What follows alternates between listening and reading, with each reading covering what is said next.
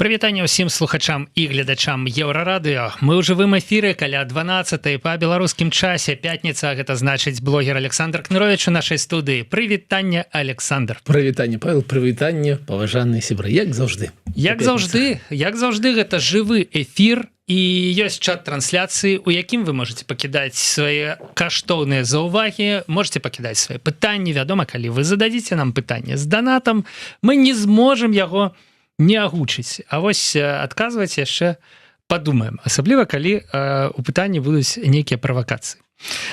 Ці нешта не адпавядаючае заканадаўству.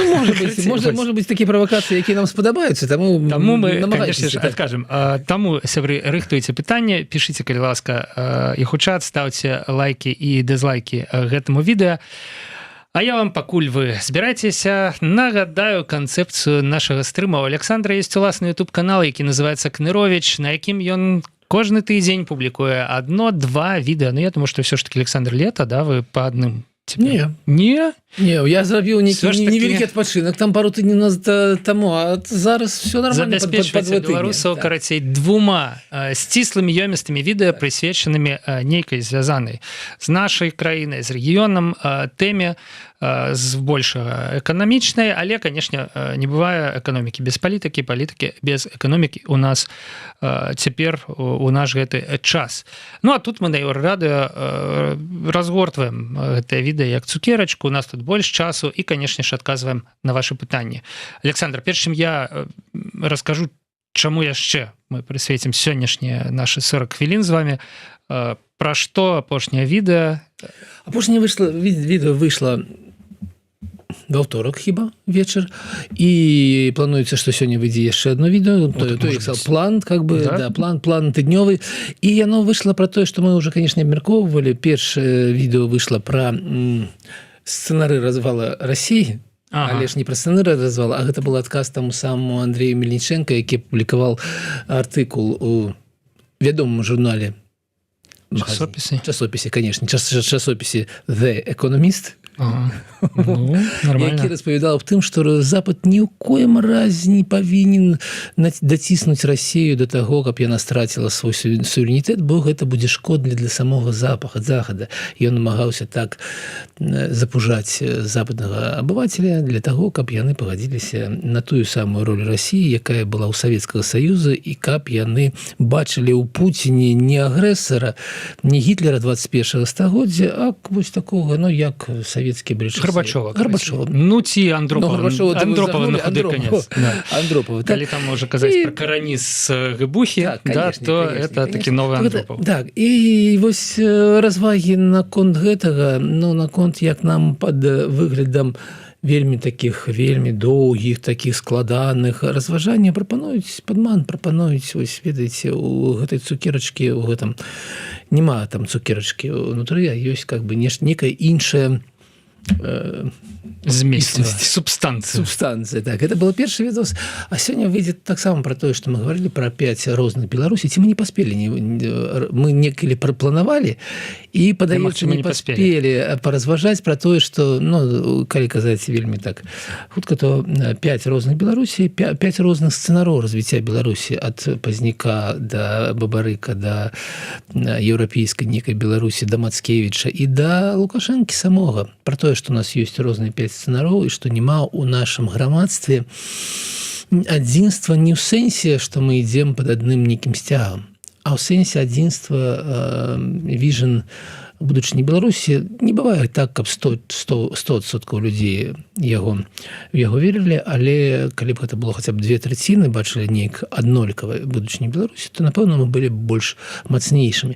І відэо выйдзе вось сёння па гэтай тэме. Гэта не эканамічны відос, я разумею, што не збяруць столькі праглядаў, сколькі збіралі, напрыклад, відосы, чаму узбекі бягуць з Беларусі, і сённяшнія, канешне, праблемы Валдберса. Але я лічу, што такі відос таксама павінны быць з такімі больш сур'ёзнымі і нештодзённымі такімі развагамі. Ну, сёння у нас таксама плануецца тэма такая вот, як я кажу, спісачная, да? Вот 5 розных Беларусей, да, это вот мы 1, 2, 3, 4, 5. А у нас спісак сёння такі: 4 сцэнары транзіту улады магчымае у Беларусі было падрыхтаванае такое даследаванне, наколькі я памятаю, цэнтрам новых ідэй. Збіраемся яго ў бліжэйшы час абмеркаваць. Пачнем, канешне ж, з гучнай заявы беларускага МЗС, якая здарылася ўжо, можа, дзён 10 таму, пра тое, што яны папярэдзілі польскі бок, што рыхтуецца тэракт у Польшы. Нейкі беларус з дыяспары рыхтуе у Польшы тэракт. Ну, забегаючы наперад, канешне ж, ніякі тэракт ніхто не рыхтаваў. Пагаворым пра тое, што гэта была за гісторыя, якія высновы з яе можна зрабіць. Далее у нас есть тэма, канешне, з Wildberries. Яна перацякае з праграмы ў праграму. Раніцай 31 ліпеня чарговы склад логістычны хаб Wildberries у России палае. Уже ранок, может, 10-й, я не ведаю, да? Коли не палае склад. Вот это, конечно, Александр, ваша русофобия наближается до дастатковай.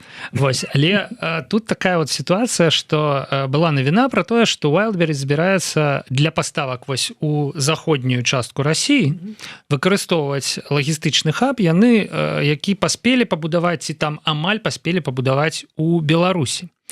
І вот тут, мне здаецца, ёсць пра што пагаварыць, ёсць некая такая небяспеку, я адчуваю ад гэтага плана Wildberries. Што яшчэ у нас у праграме? Лукашенко вечна незадаволены. Вот я зразумеў яго ролю, яго вот эту вот ролевую модель, да, это такі вечна незадаволены чалавек, які пераязджае з месца на месца і расказвае, што не так, што трэба зрабіць, каб было так, там, і так далее. Але гэта не дапамагае, і таму, вот, ведаеце, есть вечны жыт. Да? Вот. Это, ну, такая Санта-Барбара. То есть, да. Есть сериалы, якія будуюць на тым, да, што... Вот. Функція, і як бы, да, і не атрымалася, і не атрымалася, і не атрымалася, і праз год ён на тым жа месцы і не атрымалася, і ён ізноў незадаволены, як бы, і так, мяркуючы па 4 сцэнарах транзіту ўлады, у перспектыве яшчэ 10 гадоў у нас можа быць. Карацей, Лукашенко паехаў на нейкае там прадпрыемства з холдынга «Гарызонт», Лукашенко паехаў у Палі на Берасцейшчыне. Вось такія сюжэты нам прадбачацца, а скончым мы, я думаю, самым гучным Адысеі. Разважаем, калі паспеем, а я вельмі спадзяюся, што паспеем, як звязаны Адысея і сённяшняе становішча беларусаў і Беларусі. Вы здзівіцеся, звязаны. Але яны звязаны. Ну што, давайте, можа быць, з тэракта. З як бы слухайте, тэракт. Был такі, в свае часы был такі анекдот, як сядзяць людзі ў вёсцы такія, а ўжо закат, яны такі на жніве сядзяць, паляць. І ў гэты момант бачыць, як такі кукурузнік ляціць, і нешта з ім не так, ён так падае туды у кароўнік, і оттуда такая пух, такая, скажем, мягко, такая фонтан навоза. Паліць. Ну, якая краіна, такія і тэракты. Да, гэта мог бы быць, конечно, сусветны гандлёвы цэнтр Боинг, але гэта быў кукурузнік і кароўнік. Так вось, гэты тэракт, які так гучна распавяла МЗС, я не ведаю, ім самім не сорамна, вось калі яны збіраюцца на нараду, калі яны вось гэта аб гэтым кажуць, як сябе адчуваюць гэтыя дарослыя людзі, як яны сябе, вось, калі яны гуляюць такія гульні, яны ж усур'ёз, яны ж там, іх ж там шмат, яны ж павінны аб гэтым казаць усур'ёз. Што сапраўды адбылося? Ну, ёсць нейкі чалавек, у якому мы адмовілі, у чым міжнароднай абароне яму адмовілі. Ну, яго нават палічылі пагрозай нацыянальнай бяспецы ў Польшы і загадалі у месячны тэрмін пакінуць краіну. Ён расстроился. Ну, гэта не азначае, што ён павінен з'ехаць у Беларусь. Ну, можа апеляваць, дарэчы. У яго так, у яго ёсць законны шлях, у яго ёсць шмат чаго, але чалавек эмацыйны, ён расстроился, як сказал Павел, знраваўся. І пачаў как бы звяртацца да розных, туды, куды я мог звяртацца, і в тым ліку нешта напісаў у тэлеграме. Нешта вось такого кшталту на эмоцыях, што вось, а інакш я пайду, зраблю вось гэта. Ну так. Ну, няўжо для таго, каб мяне пачулі, і для таго, каб нашы праблемы пачалі вырашацца, трэба нешта зрабіць з дзецьмі Ціхановскай, каб яны там все зразумелі. Ну, як бы глупства. Я думаю, конечно. что такі каментар, конечно, чалавека не упрыгожвае. як бы да вось, але ўсім зразумела што гэта, да? Ну всем зразумела на якой падставе, на якім тле і як это адбываецца. Да. Наступны крок нейкім чынам, вот тут для мяне шэрая зона, калі шчыра, і тут я б хацеў разабрацца, як гэтыя скриншоты, гэты перапіскі трапілі у вельмі добрае пытанне. Органы нейкія беларускія, не ведаю, што это было, это што заўгодна, да? Даромкі Пратасевіч таксама. Вось, ну а далее па як это ланцугу вот гэтым харчовым, да, вот ад КДБ да Романа Пратасевіча. Ну, колькі там колу? Да Романа Пратасевіча яшчэ пачакайце, яшчэ па дарозе быў беларускі МЗС, які адправіў палякам вот на падставе там 3 каментароў у тэлеграме расстроенага, засмучанага беларуса, да, значит, адправіў гучны такі месседж про тое, што там у вас рыхтуецца забойство дзяцей Ціхановскай. Теракт. Что было далее? В Польше, конечно, отреагировали. Есть агентство национальной безопасности Польши, якое мусить реагировать на такие речи. Яно сустрэлася, призначила сустрэчу террористу, да, человеку, який рыхтаваў теракт. Да. Значит, ён прыйшоў, і яны прыйшлі таксама у кавярню, посидели за столом. Яны, значит, такие, вы збираетесь рабіць дзяцей Ціхановскай? Такие, не. Вот. Ну, покажите телефон. Ну, он показываем телефон, яны вывучаюць его на телефон и кажуць, ну, ладно, идите. Тэрарыста у разуменні беларускага МЗС у Польше нават не стали затрымліваць і неяк абясшкоджваць, не кажучы уже про там маскі-шоу, там не ведаю, все вось гэта. Ну, гэта зразумела. Тэрарысты у разуменні беларускага рэжыма это людзі типа нас с вами, Александр. Вот, ну, мы, уласна, может быть, гэтага статусу не маем, но мы там экстремисты. Не, маем, не маем, допустим, то не маем ніякага значення. Сёння не маем, завтра маем, да, это ж, ну, ясно. Вось, и іншыя люди, спіс там огромный, вот до поры до часу там были збольшага такие імёны усходніх людей яскравыя, да, а с 2020 года там уже пачка террористов. И все больше люди с высшей адукацией. Да, ну, якія, конечно ж, там разбираются у всяких пытаниях, як зрабіць выбуховку с мыла там, вот это вот все. Читали книжки. Ну, вось такі сябры беларуская МЗС перадухіліла гучны теракт, і я бачу такія класныя, конечно, вот, ну, не побоюсь этого слова, высеры з гэтай нагоды, что мы пераступили праз вот это вот варажнечу з польскага боку дзеля дзяцей, дзеля іх бяспекі, да, дзеля вот, да, пераступілі перад нашу ненавісць да Ціхановскай, мы забыліся ў гэты момант, да, калі там пагражала рэальная небяспека. Ну, столько пафосу, просто капец. Ну, а все это, конечно, просто выдуманная, высмактаная з пальца гісторыя. Ну, а высновы якія? Ну, якія высновы? Слухайце, па-першае, на гэтых падставах гэты чалавек у Беларусі сеў бы на гадоў 15. Ну, калі б напісаў тое самае пра, напрыклад, дзяцей Лукашэнкі. Конечно, ён бы сидзеў. Гэта азначае, што ў Беларусі, ну, не існуе закона, што ў Беларусі вся гэта так конвейер просто, система. Яна цалкам не працуе, таму што, слухайце, ну, на маіх вачах я бачыў много людзей, з якімі, ну, ніхто б не стаў размаўляць і пытацца, а што гэта было. Ёсць скрын, ёсць справа, ёсць жаданне атрымаць зорачкі, атрымаць прэміі, чалавек ідзе у калонію і там уже сам себе расказвае ўсім, што ён нікога не збіраўся забіваць. Так. То бок гэтых пастав было б дастаткова ў Беларусі, і, канешне, гэта ўсё незаконна. Гэта першая і галоўная гісторыя. То бок, калі напісалі, яны мыслілі, што ўсур'ёз польскія ўлады будуць рабіць тое ж самае, што робяць беларускія ўлады. Не робяць они беларускія ўлады, тое самае, што беларускія ўлады. І нагадаю, што ў Беларусі колькасць гэтых самых заключоных зневоленых зараз у 2 разы больш, чым у Польшы, у разліку на 1000 насельніцтва, у 2 разы. Таму што няма вось такіх спраў. Ну, ёсць злачынцы ў Польшы таксама, але ніхто не хапае, не садзіць за краты па вось такім глупствам. Гэта першая выснова. Другая выснова тут, конечно, камедыйная. Потому что так себе рабіць себе гэтых бенехілаў на ўзроўні МЗС і спецслужбаў, ну, понятно, что Ромка у нас блазан по-беларуску. Вот блазан у гэтым шапітоі ўжо не адмыецца ніколі.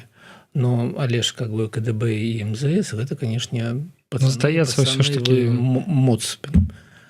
Вы моц, конечно. А больше нічога. Как бы Ціхановская і офіс з гэтай нагоды все так. Не, там яшчэ, дарэчы, былі выдумкі пра тое, што ён некуды звяртаўся, яму некуды адмовілі. Ну, не важно. Ну, так, я яшчэ дадаў шмат недакладнай інфармацыі. Ну, слухайте, мы бачым, як учора сышла Маргарыта Ворохава, і ўжо праз 2 гадзіны пачалі пісаць аб тым, што яна сышла, таму што ей там чаму хтосьці там, ну, гэта ўжо афіцыйна было, аб тым, што не далі там некія праблемы з дакументамі ў Літве і штосьці такое. Ой, 100%, дарэчы, я памятаю, я напісаў у Фейсбуку нейкі глыбакадумны пост і зноў жа недзе праз 2 гадзіны в жоўтых слівах напісалі, што мяне звольнілі з Еўрарадыё за тое, што я адмаўляўся там нешта рабіць. Это было месяца 1,5 тому, я думаю, боже, месяц, карацей. Ну, вот, звольнили меня. Внучек, як кажуць. Вот такія вот справы. Мае высновы яшчэ такія. Сябры, на нас, на ўсіх могуць націснуць, на ўсім могуць напісаць, нас усіх могуць пачаць браць на слабо, нас усіх могуць пачаць запужваць. Гэта так працуюць спецслужбы. Наша задача стрымліваць свои эмоции в публічнай прасторы, наша задача заставацца людзьмі, наша задача трываць гэта ўсё, ну, таму што час такі і лёс такі, а не сыпацца, не вот раскісаць, вот, і не пачынаць пісаць нейкія рэчы эмацыйныя і правакацыйныя. Да. Ну, вось з гэтай гісторыі мы скончым, але слова тэракт, я думаю, што YouTube, конечно, нас не любіць за тое, што мы так часта ў гэтым відэа паўтараем гэтае слово. Але, тым не менш, ну, пойдзем далей в гэтым рэчышчы, таму што напады на склады Wildberries украінскія ў Расіі іначай як тэрактамі не называюць. У России? У России, конечно. Ну, у России склады Wildberries гараць. Разумею, но калі гэта называць менавіта так, на букву Т, на літару Т. Слова на літару Т. Слова на літару Т, так. То, ну, трэба звальняць сёння ўсё кіраўніцтва спецслужбаў России і как бы военных, ўсё кіраўніцтва, таму што калі у тебя кожны дзень адбываюцца тэракты... Слова на букву Т? Адбываецца нешта на букву Т, і ты не можаш гэта предухіліць, і ты нічога з гэтым не можаш зрабіць, і гэта адбываецца кожны дзень па ўсёй краіне, то напэўна ты не кантралюеш краіну ўвогуле, ты не можаш как бы адказваць за бяспеку, ты займаўся 20 гадоў чымсьці невядома чым, будаваў дварцы ў гэтым палацы ў Геленджыке свайму шэфу, а не займаўся бяспекай, і таму ты павінен сысці з сваёй пасады, магчыма, з крымінальнымі справамі, таму што ўсё ж такі былі выдаткаваны сродкі на ПВА, былі выдаткаваны сродкі на твои асабістыя заробкі, таму калі гэта лічыць не вайной, на вайне бывае все, зразумела. А калі гэта лічыць сапраўды, вось у нас нейкі мірны час і адбываюць нешта на букву Т, то ўсё кіраўніцтва павінна разам з галоўным этим пайсці адстаўку. Ну, а далей вот эти крымінальныя справы, спагнання стратаў там, так, вось гэта ўсё. Натуральна. Але калі шчыра расійскія склады Wildberries мяне не хвалююць, мяне хвалюе тое, што Wildberries збіраецца, я ўжо сказаў на пачатку, да, выкарыстоўваць беларускі лагістычны хаб для паставак у заходнія рэгіёны Расіі, і гэта цалкам нармальная мадэль з гледзяща лагістыкі, з гледзяща бізнеса. Да Смаленска недалёка, у прынцыпе, да Масквы і Санкт-Петербурга, ну, нормальная уцямная адлегласць. Вось толькі адно мне не падабаецца, што тэракт можа, слова рэч на букву Т, можа здарыцца такім чынам праз далучэнне гэтага лагістычнага хаба да ланцужкоў, да расійскіх ланцужкоў паставак Wildberries можа ўжо здарыцца на тэрыторыі Беларусі. Як вы думаеце, Александр, наколькі гэта магчыма сёння? Ну, мы бачым стаўленне Зеленскага сёння да Беларусі. І гэта цалкам немагчыма. Мы разумеем, што Зеленскі не мае жадання влазіць в гарачую частку вайны і ўцягваць Беларусь у яе. Таму, канешне, гэта немагчыма цалкам. Дякую Богу, я читаю, что в чем мыслится построен такой объект на 140 тысяч квадратов. Это буйный объект. И когда мы побачили дроны ВСУ, что мыслится?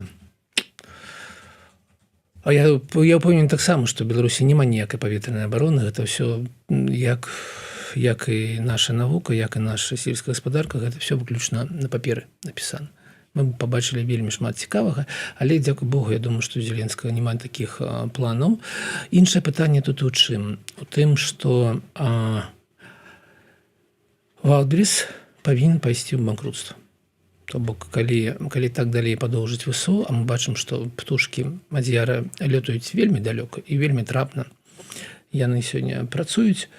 Чаму? Таму што ўжо мы, я не лічыў апошнія 2 дні, але гэта ўжо было амаль 18% усіх лагістычных магутнасцей Валберес, а крытычная лічба гэта 25%. То бок, калі выключыць 25%, то вельмі цяжка будуць з гэтымі самымі лагістычнымі ланцужкамі, як казаў Павел, вельмі цяжка гэта будзе працаваць. Сэнс жа ў тым, каб аператыўна дастаўляць тавары, а калі ты не можаш аператыўна, то... Каму патрэбны там тавары праз месяц, нейкія такія штодзённыя тавары, нікому не патрэбны. І таму, каб выключыць кампанію Валберес, дастаткова вынесці чвэрць гэтых магутнасцей. І я лічу, што гэтая лічба, напэўна, ўжо вельмі блізка. Трэба палічыць, колькі адбылося за астатнія пару дней. А у чым сэнс банкрутства? Не ў тым, што ў кампаніі не будзе грошай, каб пабудаваць новыя склады. Не, самае галоўнае ў тым, што падмуркам кампаніі з'яўляецца праца іх прадаўцоў, тых людзей, якія нешта прадаюць на пляцоўках кампаніі Валберес. І калі сёння кампанія Валберес кажа, што яна нікому не будзе нічога кампенсаваць, а гэта зразумела, яна не будзе, у нее няма такіх грошай, у нее няма страхавых нейкіх пагадненняў, таму што гэта вайна. Яна нічога не будзе нікому кампенсаваць, яна адмаўляе ў тым, каб людзі маглі забраць свой тавар, яна зацягвае максімальна выплату тых грошай, якія ўжо ёсць у людзей. І таму кампанія Валберес себе паводзіць вельмі нефрендли, как говорится по-английски, по отношению к основе, падмурку свайго бізнеса. І гэты людзі павінны бежаць з гэтай кампаніі, разумеючы, што яны не атрымаюць ні грошай, не страцяць тавар, і гэта такая шкода іміджу, а для Валберес імідж гэта вельмі істотна. Што можа быць банкрутства, і гэта будзе найбуйнейшае банкрутства кампаніі за всю гісторыю Расіі. Таму што ў кампаніі ёсць даўгі на амаль $20 мільярдаў перад банкамі, перад іншымі інвестарамі. І папярэдняя лічба была тады, калі банкрутаваўся ЮКОС. Тады, мне падаецца, лічба была там 9 мільярдаў, 10, можа 13 мільярдаў. Там яшчэ была заніжаная цана гэтага актыва. А трэця ідзе на 3-4 мільярды. Гэта быў банк, нейкі банк, які там вёў себе таксама, вёў такі бандыцкі бізнес. То бок можа себе ўявіць, калі выключыць з гэтых разваг ЮКОС, таму што гэта не было сапраўднае банкрутства, і 20 мільярдаў супраць 4 мільярдаў. Гэта будзе в 5 раз больш, і гэта будзе эфектам для ўсей эканомікі Расіі. Таму мэта, канешне, банкрутства кампаніі Валберес. І мы бачым, што Валберес не толькі кажа пра беларускі склад, таму што мы разумеем, беларускі склад это 140 тысяч квадратаў. Калі выключана 1 мільён квадратаў, 140 тысяч чамусьці дапаможа. Смаленску, Пскову, Бранску і там Белгараду, не ведаю. Але не дапаможа цалкам вырашыць праблему. Беларускі склад не дапаможа.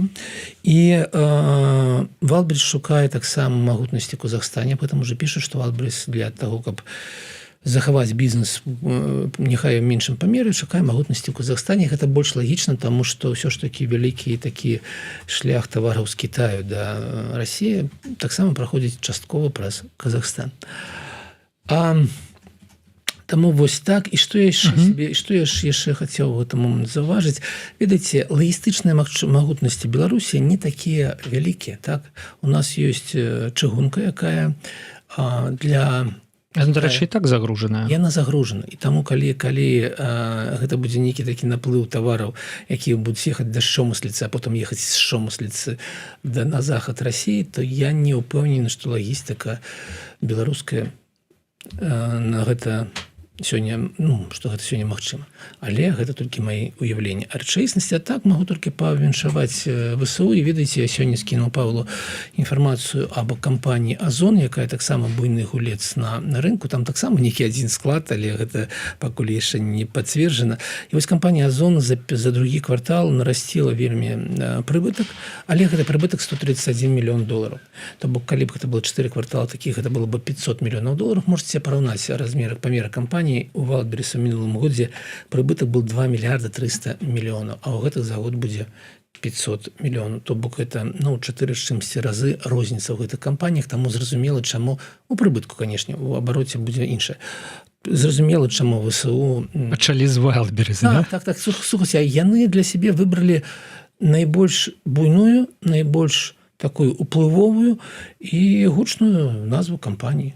Другим павінен быць Сбербанк. У дата-цэнтры Сбербанка павінна быць таксама наступным. Цікава, ці ахоўвае хоць якая-небудзь супрацьпаветраная абарона дата-цэнтры Сбербанка. Нешта мне падказвае. Я ўпэўнены, што пасля пачатку бензінавага крызіса вся паветраная абарона была сцягнута да нафтаперапрацоўчых заводаў. Так. А удары па нафтаперапрацоўчых заводах, дарэчы, працягваюцца паралельна з ударамі па Wildberries. Гэта называецца вайна прыйшла да тых, хто яе распачаў. Да. Нас больш за ўсё, канешне, цікавяць наступствы эканамічныя, у тым ліку і для беларускіх прадаўцоў, і для беларускіх пакупнікоў. Я думаю, што, канешне, пакуль пераарыентоўваюцца на всякія розныя Озоны і Яндекс.Маркеты. Нехта нешта губляе, але вось наконт прям удару па беларускім хабе Wildberries наша меркаванне, што ўсё ж такі украінцы будуць пазбегаць такога. Геапалітыка цяпер складаецца менавіта так. Ідзем далей. І што ж у нас далей? Візіт Лукашэнкі на гарызонт і ў палі на Берасцейшчыне. І нейкім чынам там, ведаеце, як ідэя прыходзіць нейкая, тады запальваецца над галавой лямпачка. Але не простая лампачка, Павел. А якая? Не кітайская, не голландская. Беларуская. Менавіта лампачка брэсцкага электралямпавага завода. Без патрыятычна, магчыма, міргае такім, відаць, чырвона-зялёным неонамі, да. Цяпер я разумею, чаму Лукашенко, калі наведваў гэтае прадпрыемства, сказаў, што без лямпачак нікуды, таму што лямпачка гэта ідэя. Але працягну сваю думку пра незадаволенага Лукашэнку, вечна незадаволенага. Я не ведаю, ці ўпершыню ён наведвае менавіта гэты электралямпавы завод, але гарызонт-то ён дакладна наведвае не ў першы, не ў другі, і я думаю, што нават не ў 10-ы раз. А гарызонт... Мы з вами абмяркоўвалі гэтай студыі апошнія навіны пра гэтага робот-даільшчыка. Робот-даільшчык, да. Гарызонт завален. Як бы што сказаць, з тэрміналогіі фотографаў можам скарыстацца тэрмінам, да, вот ведаеце, калі вы фоткаеце, это называется гарызонт завален. Концептуальненько, видите, такая бренд такой заваленный. Да, ездить Лукашенко, и он все заваленый. И давайте зараз поглядим, послухаем кавалачак, фрагмент выступу вось з гарызонта. Як же гэта все, як выглядае вось гэта традыцыйнае хроничное незадовольнение? Также сегодня определим перспективы развития холдинга, в котором, кстати, ситуация тоже не оптимальная.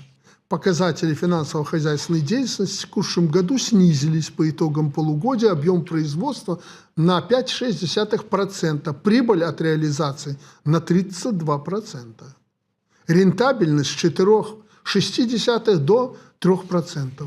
Поэтому до конца года требуется обновленная стратегия развития всех предприятий холдинга с конкретными задачами по экспорту и локализации. Если надо, подтягивайте отечественных смежников из промышленной отрасли. Еще раз обращаю внимание руководителей предприятия. Не дай бог, вот мы обнаружим эту круговую поруку.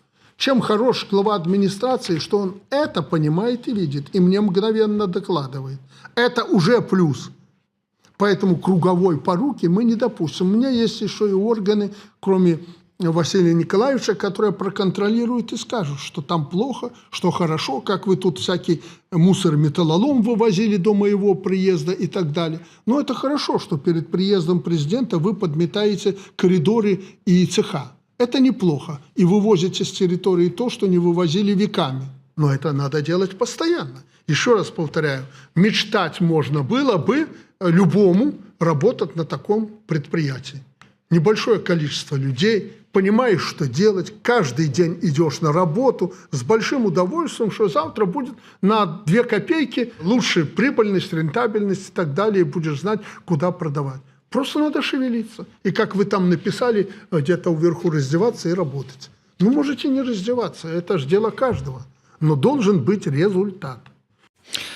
Ведаеце, за гэтую хвіліну з невялікім просто адбыўся шэраг заяваў, просто вот таких вот знакавых. Ну, па-першае, вот на апошнюю фразу я б хацеў звярнуць увагу. Не то, што можна не раздзявацца, это, конечно, апгрейд мема, да, але... Новые эти цішоткі, да. Да. Можете не раздзявацца. Можна все ж таки працаваць не распранаючыся, да? Але Лукашенко у нейкіх там справаздачах, ён кажа, вы мне написали сверху, что нужно раздеваться и работать. То бок ему его мемы, вот этой фразы, ему пишут, высылают снизу, да, вот в справаздачах, ну, как ему сподобалось, я думаю, да, ну, типа, знакомые... Нет, не для того. Знакомые некие слова, не ну, значит, все правильно. Правил. Не для того? Нет, конечно. Ну, вот, а для чего? У Мэтта Даймона, які заграў в Одиссее, магчыма, мы ўсё ж таки паспеем, быў сябар, я не памятаю, как его звали, Купер? Бен Аффлек. Бен Аффлек, так. Ну, конечно. И яны написали разом как бы сценарий написали, и были яшчэ маладымі хлопцамі не вельмі вядомымі, і дасылалі розным прадюсерам. І там у сяродкі, прыкладна на 63-й старонке, была гей-сцэна. Сцэна, і 2 парні паміж сабой. І калі тот самы прадюсер, якога ўжо таксама нельга назваць, Эйнштейн, так прыняў гэта, і потым был вельмі паспяховы фільм, ён калі іх прымаў, сказал: хлопцы, для чаго мне там же гэта сцэна цалкам не патрэбна. І сэнс был у тым, што гэта был такі тролінг для таго, каб праверыць, да якой старонкі прадюсеры чытаюць ввогуле тое, што напісана.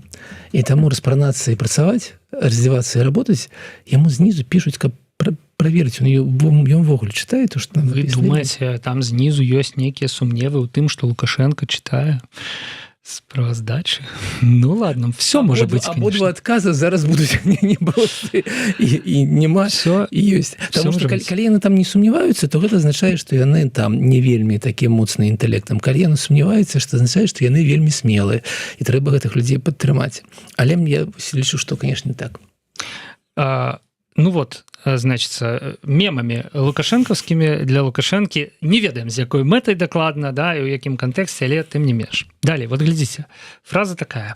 Ну это вот такое вот предприемство, где мечтать можно было бы работать, да? Але... Як много бы. Вот, да, можно было бы. А что вот олень, ну, я разумею, можно было бы, это значит нельга там марить, працаваць. Предприемство, насамрэч, не такое, где можно марить, а можно было бы марить. А далее, до речи, описано довольно доброе описание предприемства, мало людей. До речи, вот ён казаў, рентабельность 3%. Это, насамрэч, нифиговая рентабельность. Гэта мінула, вот в минулом годзе, падаецца, или позамінулым, гэта была рентабельность BMW. Ну, калі ты глядзіш 3% рентабельности, это вау шмат. Просто. Да. Для прамысловага прадпрыемства, займаючыся стандартнай на рынке прадукцыі, гэта так сапраўды шмат. Нават пры тым, што ён кажа, што эта рентабельнасць упала з 4,6, то бок на траціну. Прыбытак упаў на траціну, рентабельнасць упала на траціну. Як бы вось гэта крыніца незадавальнення.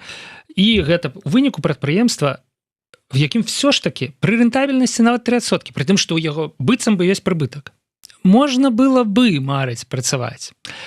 Тут, мне здаецца, прагаворваюцца вот эти спичрайтеры, якія ему пішуць там, ці ён сам, не ведаю, гэта дадае, што ну нема насамрэч гэтага прадпрыемства. На паперы ёсць, а па факце, як ён там кажа, президент прыехаў, і вы, значыцца, мусор, смецце прыбралі, і металлолом стагоддзямі, які там валяўся, да? Па факце, это прадпрыемства, на якім не прадпрыемства мары. не прадпрыемства, на якім можна марыць працаваць, а прадпрыемства, з якога хочацца, я думаю, двигануть хутчэй на якое-небудзь нармальнае. Давайте дадзім нашим гледачам трохі лічбаў, каб яны разумелі, аб чым ввогуле ідзе размова. Глядзіце, у лепшыя часы, гарызонту ў савецкія часы, выдаваў 3 мільёны тэлевізараў на штогод. Гэта былі вельмі вядомы бренд на ўсей тэрыторыі Савецкага Саюза. 3 мільёны тэлевізараў штогод. Мінулым годзе ў лістападзе была такая сакрэтная справаздача, якую выцягнулі хлопцы з Белпол. Наступны раз дзякуем за іх працу, дзе было напісана, што план 2 мільёны на год, і ён не выконваецца.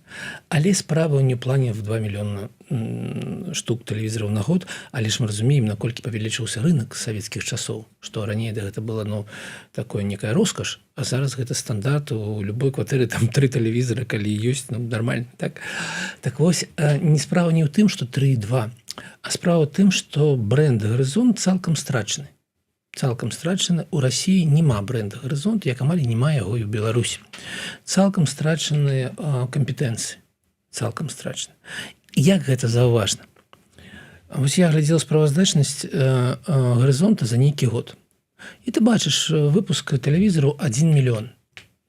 На якую лічбу выручкі, абарота ты разлічваеш пры гэтым? Павел, колькі каштуе адзін тэлевізар стандартны, які найбольш часцей прадаваў бы «Гарызонт»? Які можна себе уявіць? Можа 40 дыяганаль, можа там 35 дыяганаль. Я думаю. Нехай будзе каштаваў бы. Типа 900 рублёў. 300 долараў. Так? І ты бярэш мільён выпуска тэлевізараў, памнажаеш на 300 долараў і атрымліваеш выручку 300 мільёнаў долараў. Яна павінна была быць такой. Але ты бачыш справаздачнасці выручку 70 мільёнаў долараў. 4 з чымсьці разоў менш. Аб чым гэта кажа? Гэта кажа аб тым, што гэта не выпуск тэлевізараў, а прамысловая зборка. Што «Гарызонт» выпускае чужыя тэлевізары, чужыя мадэлі з чужых камплектуючых і атрымлівае грошы, вось гэта 70 долараў на штукі, толькі за прамысловую зборку гэтых тэлевізараў.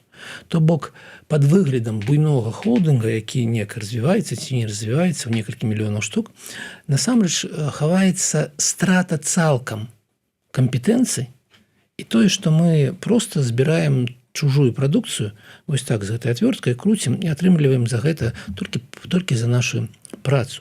І галоўная праблема ў гэтым, і калі Лукашенко кажа пра развіццё холдынга, гэта таксама, вось ён там прагаворваецца пра лакалізацыю. Адным словам пра лакалізацыю.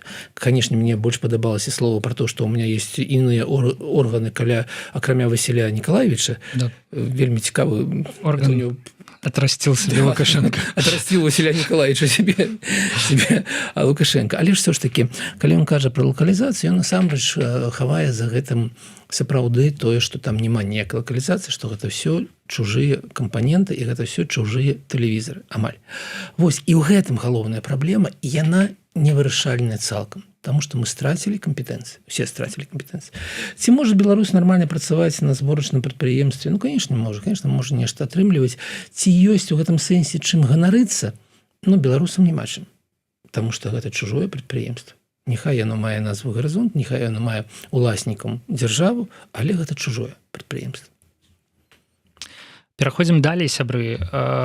Трапны аналіз ад Александра Кныровіча. А далей, спадзяюся, на яшчэ больш трапны, таму што у нас 4 сцэнары транзіта ўлады. Ужо незадаволеныя каментатары у нас у чаце пішуць, што яны чыталі ўжо, што там да 2040 года, а до 2040 года паспрабуй дажыві яшчэ, і мы не дажывем 100%, пішуць наши, у нас рознага узросту людзі, конечно же, я таксама не ўпэўнены, што я дажыву до 40-го. До 40-го года паспрабуй дажыві. Я як бы все ж таки кажу, што там што до 40-го года уже дакладна. То бок усе аналітыкі сыходзяцца, што до 40-го года давядзецца кроў з носу, адбудзецца нейкім чынам гэты транзіт. Можа быць і раней, і нават хутчэй раней. Это типа столь. Да? І вось 4 сцэнары транзіту ад самых верагодных да самых неверагодных. Я, калі шчыра, не вельмі разбіраўся, Александр, тут крыху спадзяюся на вас, калі вы пачыталі гэта гэтую паперу, як у нас тут кажуць, да? Але чамусьці не спампаваў дакладныя адсоткі. Ведаеце, гэта моя, конечно, праблема, але вы можете паглядзець самастойна. Галоўны сэнс у чым? Ну, па-першае, гэта даследаванне была апытанка 29 экспертаў. Мы разумеем, што ніякіх падстаў больш грунтоўных, акрамя думак экспертаў, у нас у гэтай частцы няма, таму што гісторыя разгортваецца вельмі рознымі шляхамі ў розных краінах. Якія былі вынікі? Вынікі былі такія, што до 2030 года 15% змена ўлады транзіту ў Беларусі мыслі так. До 35 года 60%, до 40-го 90%. Гэта агульная думка экспертаў, гэта не моя думка. Ці падабаецца мне гэта? Не падабаецца. Во што я верую? Верую в то, што наступнае акенца магчымасці будзе ў 2030-31 годзе. Напэўна, гэта укладаецца вось у 15-60, вось 10 тут. Я ў гэта веру, ці будзе транзіт, я не ведаю. Галоўныя триггеры транзіта знаходзяцца вне контроля демократычных сил и Захада. А вось гэта такая правда, тому что не демократычныя силы, не Захад зараз не ўплываюць на тое, калі будзе транзит и якім он будзе. 79% экспертаў называюць ухудшэнне здароўя Лукашенко, и Захад, и демократычныя силы на жаль, не ўплываюць зараз на здароўе Лукашенко. Я б сказаў, што Захад яшчэ і ўплывае на палепшэнне здароўя Лукашэнкі ў выглядзе кола з его нейкімі чароўнымі азімпікамі. Да. Так. Ну так, то правда. Гэта правда. І вось другой чыннік, на які таксама не ўплываюць дэмсілы і Запад, але гэта ўсё ж таки 38 ўжо адсоткаў, мы разумеем, 79 галоўны чыннік здароўя Лукашенко, 38 гэта нестабільнасць у Расіі. Расія гэта другі чыннік. Все астатняе, унутраныя фактары, пратэсты, крызіс, раскол эліт, якія, зараз мы бачым, як шмат нашы дэмакратычныя сілы пачынаюць казаць пра круглы стол, пра нейкія такія падзеі, яны ацэньваюцца ў разы меней, гэта некалькі адсоткаў, і гэта не той сцэнарый, які эксперты, не я асабіста, а эксперты лічаць магчымымі, і які ж найбольш верагодны сцэнарый, на які найболей верагодны сцэнарый перадачы ўлады, гэта перадача ўлады сверху. Калі сам Лукашенко ці нехта, хто пасля яго такой неспадзяванай смерці прыходзіць, калі транзіт адбываецца вось так менавіта сверху ўніз, не таму, што адбыліся дэмакратычныя змены, не таму, што народ выйшаў на вуліцы, а таму, што вось памер дыктатар, трэба нешта рабіць. Цікава, што адказ на пытанне, а хто атрымае ўладу? Вось галоўны адказ вось такім сверху. І тут, канешне, ёсць тры галоўных сцэнары. Першае, гэта нехта з чыноўнікаў, другое, гэта нехта з сям'і Лукашенко, трэцяе, гэта сілавікі, і эксперты ацэньваюць у 48% верагоднасць таго, што гэта будзе чыноўнікі, напрыклад, кшталту Качанова, Крутой, не ведаю, хто яшчэ, Турчын, такого не. І для мяне гэта выглядае найбольш добры з трох магчымых сцэнароў, таму што калі гэта будзе Церцель, будзе горш. Ці Вальфовіч, да? Ці Вальфовіч. І калі гэта будзе сям'я Лукашэнкі, нехта з сыноў, гэта таксама будзе горш для будучыні. І чыноўнікі не вельмі добра, але гэтыя 48% ўсё ж такі маюць. Відаць, я больш верую тое, што нейкі прыйдзе чыноўнікі, як Гарбачоў захоча нешта трохі падкруціць, трохі дэмакратызаваць, трохі наладзіць стасункі з Захадам, і ад гэтага крякнецца ўся сістэма, і будзе у нас дэмакратія. Я больш верую гэтым. Агульная выснова ў тым, што мы не бачым зараз, не мы, а эксперты не бачаць зараз магчымасці ўплыва дэмакратычных сіл на хуткасць зменаў і на сцэнар змены. Зараз гэтага ўплыва амаль няма, і амаль яго няма ў Захада, но Захад, можна казаць, што амаль сам адмовіўся ад такого ўплыва. Сёння, мне так падаецца. І гэта вельмі цяжкія развагі. Там на ролю, ведаеце, выступаў дэмакратычных сіл у Беларусі, нейкія такія вось падзеі кшталту эканамічнага крызіса, максімум 15%. То бок гэта не найбольш верагодны сцэнарый, а найбольш верагодны, напэўна, там 34 годзе памірае Лукашенко і пачынаецца транзіт, такі чыноўнічы транзіт улады ў Беларусі. Вось такое даследаванне вельмі цікава, як да яго ставіцца, можна ставіцца эмацыйна, не дажывем. Я таксама стаўлюся, магу не дажыць. Можна ставіцца экспертна і адказваць себе на пытанне, окей, добра, гэта будзе так, якімі мы павінны быць, што мы павінны зрабіць, каб у той момант все ж таки ўплываць на тое, што адбываецца в Беларусі, гэта больш цікавае пытанне. Спадзяюся, што на канферэнцыі «Новая Беларусь», якой я буду мадэратарам, праз тыдзень мы зможам нейкія пытанні нават адказаць на нейкія пытанні, хаця зразумела не на ўсе. Ці можна вам даслаць пытанні якія-небудзь, Александр, Канешне, якія б вы, калі палічыце давайте мы зробім так. Давайте мы так, конечно, можна под гэтым постом, калі вы знаходзіцеся ў бяспеке, под гэтым відэо напісаць пытанне на 8-9 жніўня. Яшчэ будзе у нас пятніцу наступную, якраз напярэдадні канферэнцыі. Так, я нешта ў Фейсбуке, гэта вельмі добрая думка. Гэта вельмі добрая думка, я об гэтым напишу. І ці ёсць у нас 2 хвіліны на Адысею? Ну, думаю, што ёсць. 2 хвіліны, але 2 хвіліны, Александр. 2 хвіліны. Чым вам Адысея нагадала беларусам? Да. Ведаеце, я напишу на выходные, планаваў напісаць вялікі пост, таму што мне вельмі ўразіў фільм, у яго ёсць 2 праблемы, але, канешне, гэта 8 з 10, ну, как бы, гэта падзея, якую будуць потым яшчэ пераглядаць, абмяркоўваць і так далей. Галоўная думка фільму ў тым, што Адысей не мае магчымасці вярнуцца на Ітаку. На Ітаку, да. Строй на Ітаку. І нават калі ён фізічна вяртаецца, гэта насамрэч не вяртанне, ён вымушаны сесть на карабль разам з жонкай і ўплыць, аставіўшы Ітаку сыну. Чаму? Таму што за гэтыя 10 гадоў сам Адысей змяніўся, з ім адбылося шмат падзей, і ён уже іншы Адысей, не той, які выплываў з Ітакі туды да Троі і на гэтыя прыгоды. І Ітака змянілася так, што яна ўжо не тая Ітака, якая была тады, калі ён плываў. І таму фільмы і Гамер аб тым, што фізічна вяртанне магчыма, а насамрэч вяртанне немагчыма. І гэты фільм суадносіцца з беларусамі таксама. Немагчыма вяртанне ў Беларусь 20-го і папярэдніх гадоў. Мы за гэта 6 гадоў ужо прайшлі праз такое і так змяніліся, што мы ўжо не тыя людзі, канешне, я сидзеў за кратамі, но я кажу агулам мы, не тыя людзі, якія былі на плошчах у 20-м годзе. І Беларусь уже іншая, не толькі таму, што там Лукашенко і рэпрэсіі, таму што там расце новае пакаленне, для якога падзеі 20-го года гэта ўжо гісторыя. І яны могуць не ведаць, людзі, якім это было 13 гадоў, зараз уже 19, яны ўжо будуць галасаваць, для іх гэта ўжо гісторыя іх. Гісторыя без нас, я б сказал. Без нас, да. І таму і Беларусь не толькі у такім дрэнным сэнсе іншая, яна і ў добрым сэнсе уже іншая.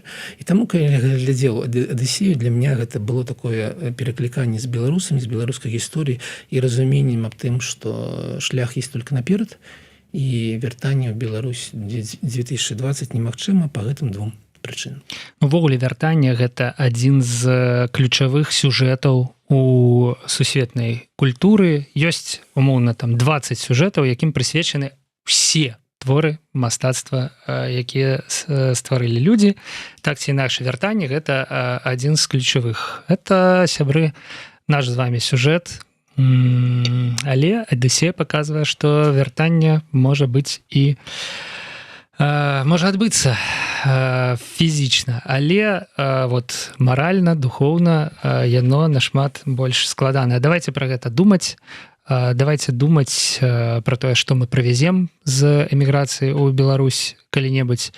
Давайте думаць пра тое, як нам паўплываць на транзіт у рэшце рэшт, які мы абмяркоўвалі некалькі хвілінаў таму.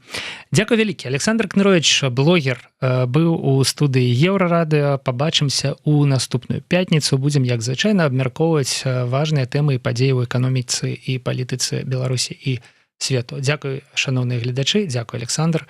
Да пабачэння. Дзякуй, Павел, да пабачэння.